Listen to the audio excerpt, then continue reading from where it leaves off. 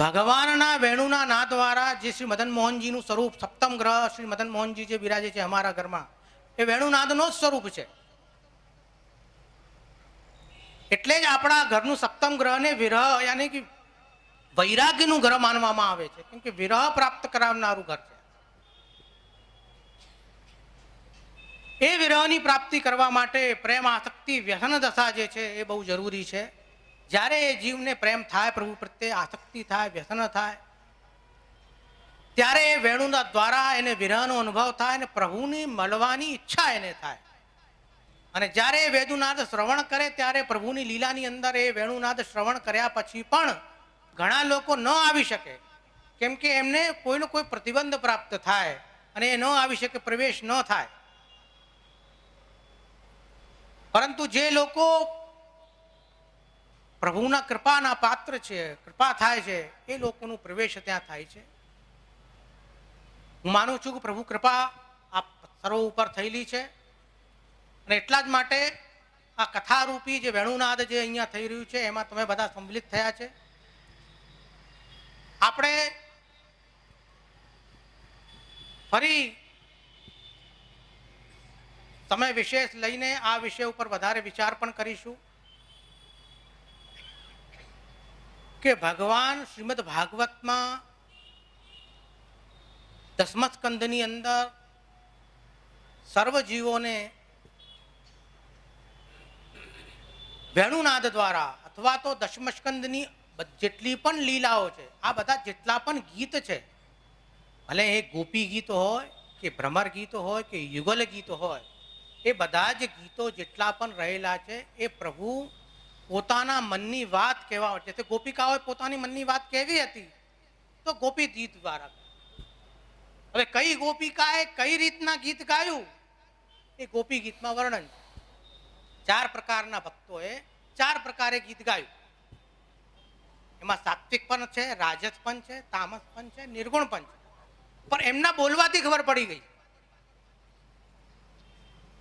ગોપી ગીતનું આપણે જોઈએ કે મુખ્યતા શું છે એની અંદર, કે ખબર પડે છે કે કઈ ગોપી કઈ રીતના ઠાકોરજીને બોલી રહી, કહી રહી છે. એને ગાવાથી એને બોલવાથી ખબર પડી જાય કે આ સાત્વિક ગોપી છે, આ રાજસ ગોપી છે, આ તામસ ગોપી છે, આ નિર્ગુણ ગોપિકાઓ છે. એમના બોલવાથી ખબર પડે. જે હાર્દ જે મનમાં જે રહસ્ય છે ગોપીઓની અંદર, એ ગોપીઓએ પોતાના રહસ્ય પોતાના ભાવ બોલીને પ્રગટ કર્યા ગીત દ્વારા. એ જ પ્રમાણે ભગવાને પણ પોતાના મનની વાત બ્રજભક્તો સાથે બ્રજભક્તોને બોલાવવાની વેણુ દ્વારા આપણને બધાને બતાવી છે વેણુ ગીતની અંદર. તો વિશેષ ન કહીને આ કાર્યક્રમ એક સુંદર રીતે આયોજન થયેલો છે. ભગવત કૃપાથી આ આયોજન થયો છે અને આપ સર્વ એમાં સંમિલિત થયા છો. એ જ પ્રમાણે આ સંમિલિત થઈને આનો આનંદ કરતા રહેશો. દર્શનનો સમય થયો છે. દર્શન કરી હું બધાને કહીશ કે અહીંયા જ હું મારા અલ્પ વ્યક્તવ્યને અહીંયા જ વિરામ આપું. શ્રી વલ્લભાધીશ કી જય. કરાય કે નહીં કરાય, ક્યારે કરાય? 2 નવરાત્રિઓ આવે છે, એક દશેરાના પહેલાની નવરાત્રિ અને એક ચૈત્ર માસની નવરાત્રિ. એ બંને નવરાત્રિમાં શ્રી યમુનાજીના ચિત્રજી સામે પંચોપચારનો પ્રકાર એટલે ટૂંકમાં પૂજાનો પ્રકાર, વસ્ત્ર, ધૂપ, દીપ, નૈવેદ્ય એટલે ભોજન અને આરતી, આ 5 પ્રકારથી શ્રી યમુનાજીનો પૂજન એટલે પુષ્ટિ મર્યાદાનો પ્રકાર કહેવાય. પુષ્ટિનો નહીં પણ ચોક્કસ સંપુટી પાઠ થાય છે. બોલો શ્રી વલ્લભાધીશ કી જય.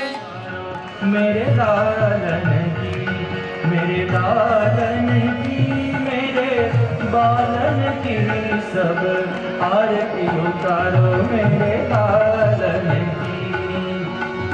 मात यशोमती करत आरती, गिरधर लाल गोपालन की सब आरती उतारो मेरे लालन की.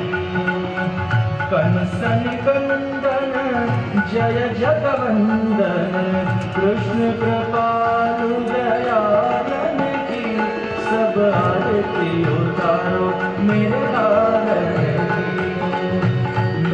जननी सब मंगल गारत छवि निरखत नंद लालन की सब आरती उतारो मेरे लालन कृष्ण कन्हैया लालन की सब आरती उतारो मेरे लालन की सब आरती उतारो मेरे लालन की मेरे लालन की मेरे लालन की कृष्ण कन्हैया लाल